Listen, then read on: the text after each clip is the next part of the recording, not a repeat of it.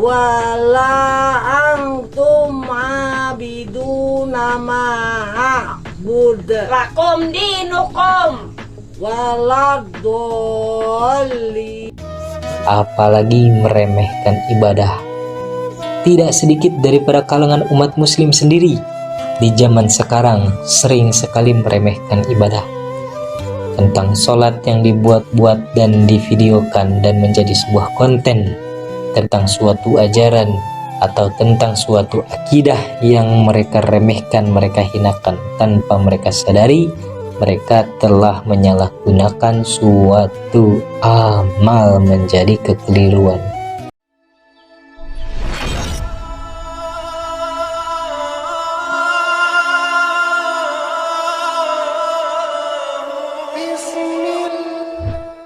Assalamualaikum warahmatullahi ta'ala wabarakatuh.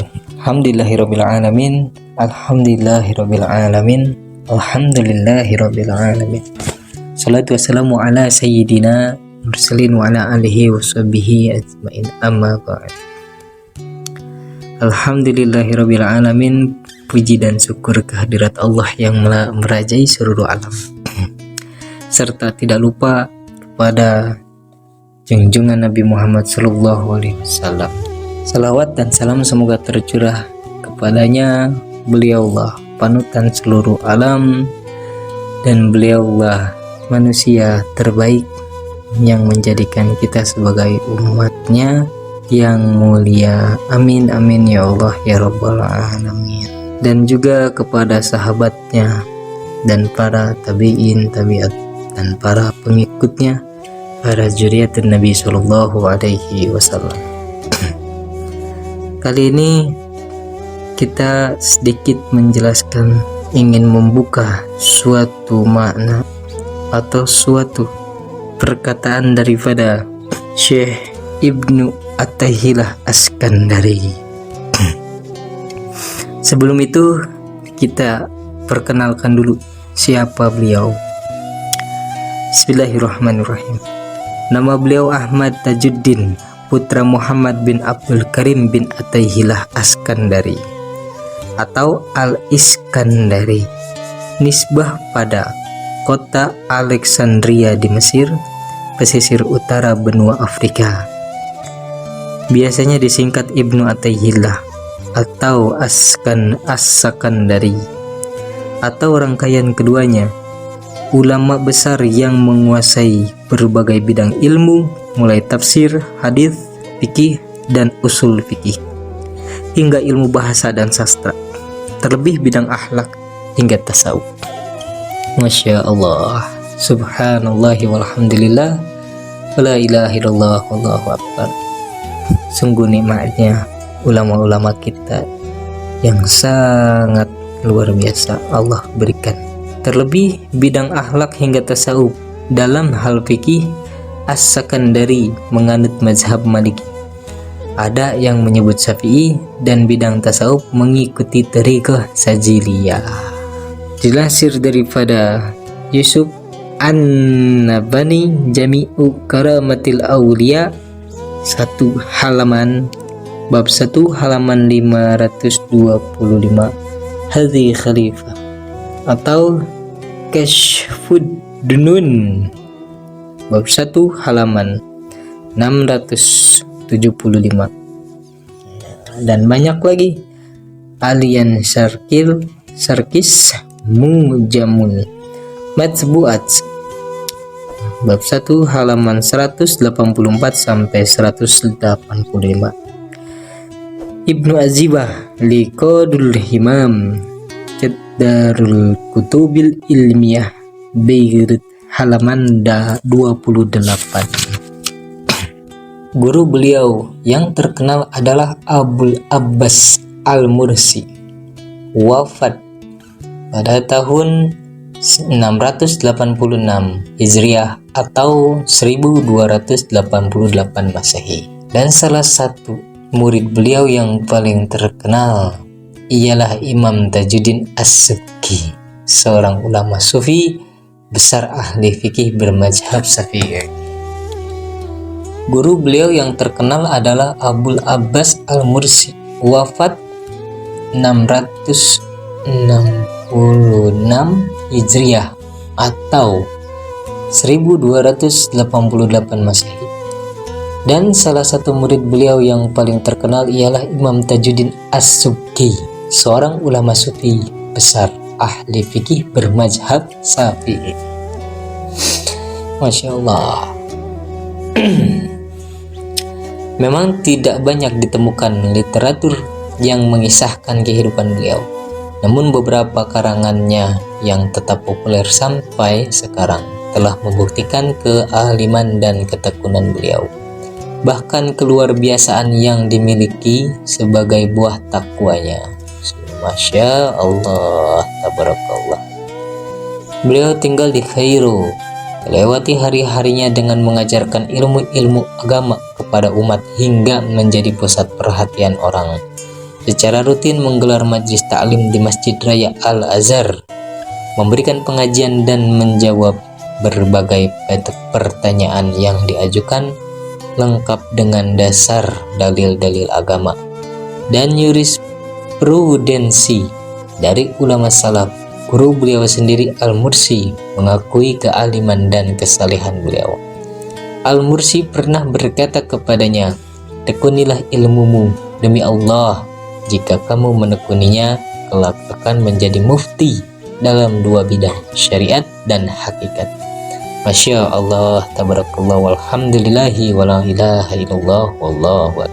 Adapun karya beliau antara lain Tajul Arus wa Qam'un Nufus.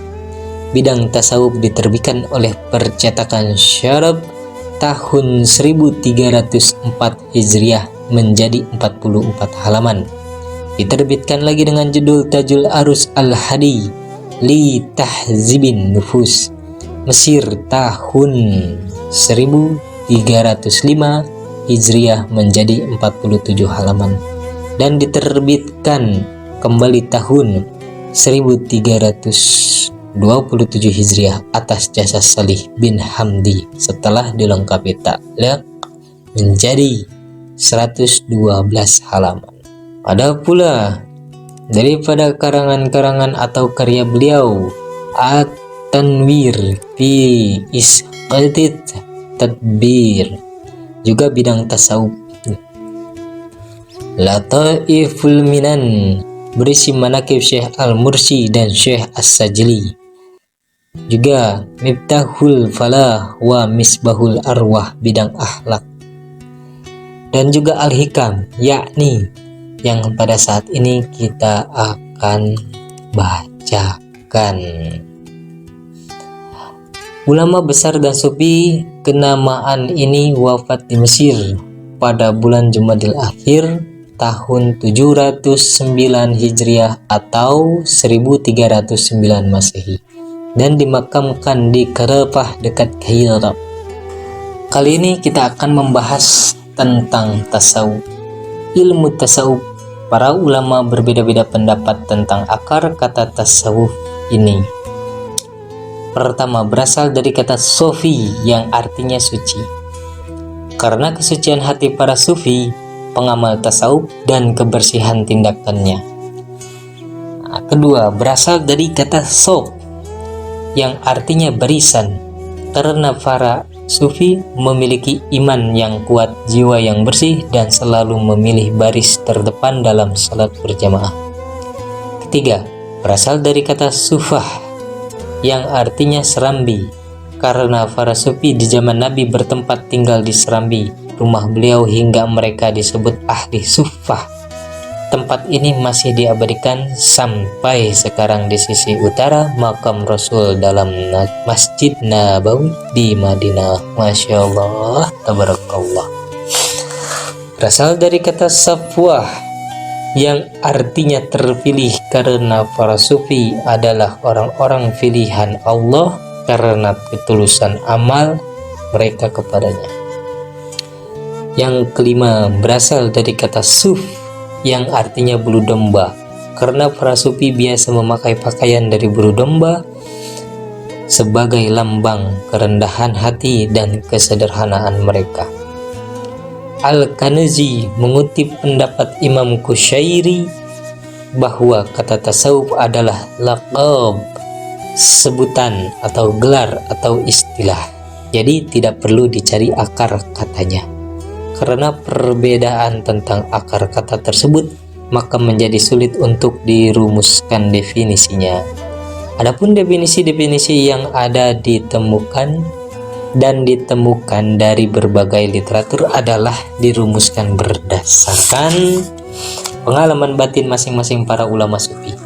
Syekh Junaid al-Baghdadi wafat tahun 297 Hijriah atau 910 Masehi mendefinisikan bahwa membersihkan hati dari sifat-sifat hewani, menekan sifat-sifat basyariyah, melawan hawa nafsu, menegakkan sifat ruhaniyah, berpegang pada ilmu kebenaran, memberi nasihat kepada umat, benar-benar menepati janji kepada Allah Subhanahu wa Ta'ala, dan mengikuti syariat Rasulullah Sallallahu Alaihi Wasallam. Syekh Ruwaim wafat pada tahun 303 Hijriah atau 1916 Masehi mendefinisikan, ini tahun 916 Masehi, tidak menggunakan 1000, mendefinisikan kemerdekaan bersama Allah atas apa yang dikehendakinya. Syekh Abdul Qasim Al-Qushairi mendefinisikan tasawuf sebagai ajaran yang menjabarkan Al-Quran dan Sunnah Nabi, berjuang melawan nafsu, mengendalikan syahwat, dan menghindari sikap meremehkan ibadah.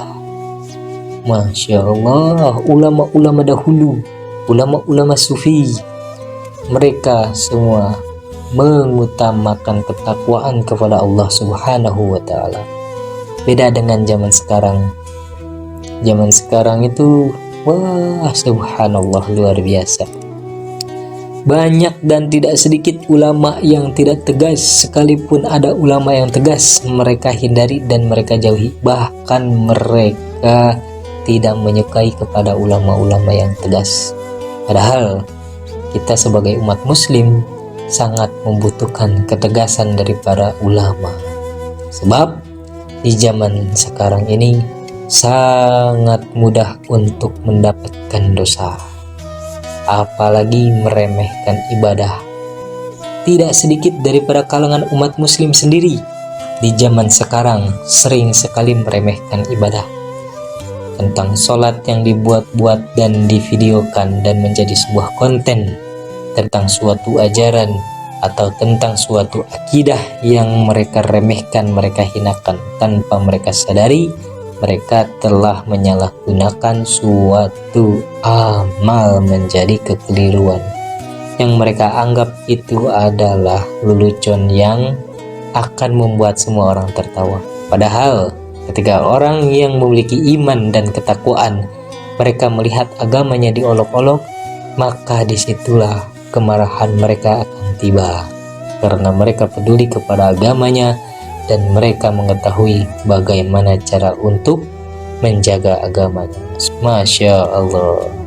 Semoga Allah menghindarkan kita daripada sifat keburukan dan daripada sifat tercela, dan mendekatkan diri kita kepada Allah Subhanahu wa Ta'ala, dan menjadikan keridhaan kita kepada Allah juga Allah meridhoi kita. Amin amin amin Allahumma amin. Dilanjut lagi tentang pendapat mendefinisikan kalimat tasawuf. Syekh Ma'ruf Al-Karki wafat tahun 200 Hijriah atau 816 Masehi. Guru Al-Junaid mengatakan bahwa tasawuf adalah ketidakpedulian terhadap duniawi dan mengabaikan apa yang di tangan orang lain. Masya Allah, beda dengan kita saat ini ya. Di zaman saat ini, mungkin dari zaman dahulu pun sudah ada. Beda. Kita di sini mengejar dunia dan melupakan Allah. Kita di sini melihat orang lain memiliki sesuatu dan kita mengejarnya karena menginginkannya. Sementara kita lupa siapa yang akan memberikan itu semua. Naudzubillah, summa naudzubillah. Inilah kata tasawuf. Ketidakpedulian terhadap duniawi dan mengabaikan apa yang di tangan orang lain. Sungguh amat penting kalimat ini kita pendam di dalam hati. Pengertian yang senada juga ditemukan atau dikemukakan oleh Syekh Jinnun Al-Misri yang wafat pada tahun 246 Hijriah atau tahun 861 Masehi, dan Syekh As-Sibli wafat pada tahun 334 Hijriah atau 946 Masehi. Kemudian Syekh Al-Jurjani merumuskan bahwasanya definisi tasawuf ialah sikap teguh dalam memegangi adab syariah secara lahir dan batin, sehingga dari lahir muncul hikmah pada batin dan dari batin muncul hikmah pada lahir. Maka seseorang menjadi sempurna dengan dua macam hikmah tersebut. Masya Allah. Dari beberapa definisi tersebut mungkin kita bisa merangkai beberapa kata kunci, yaitu mensucikan hati untuk membangun kehidupan rohani dengan akhlak mulia guna mencapai kebahagiaan abadi. Rumusan ini juga masih bisa dibantah karena tujuan tasawuf bukanlah memperoleh kebahagiaan tapi kenikmatan pengabdian. Menikmati atau kenikmatan pengabdian sebagai pemenuhan hak-hak ketuhanan. Masya Allah. Jadi tujuannya adalah pengabdian itu sendiri. Oleh karena itu, seorang sufi telah merasa puas dengan adanya pengabdian penuh hak-hak Allah Subhanahu wa Ta'ala. Hal tersebut didasarkan pada Al-Quran surat Al-A'la ayat 14-15 sebagai tersebut, yakni Bismillahirrahmanirrahim. Qad aflaha man tadakka wa dakkara asma rabbih fasalla. Sesungguhnya beruntunglah orang yang membersihkan diri dengan beriman dan dia ingat nama Tuhannya lalu ia menyembahnya. Juga dalam ayat ini, qalla la tuti'hu wasjud waqtarib. Sekali-kali janganlah patuh pada syaitan dan bersujudlah dan dekatkanlah dirimu kepada Allah Subhanahu wa Ta'ala.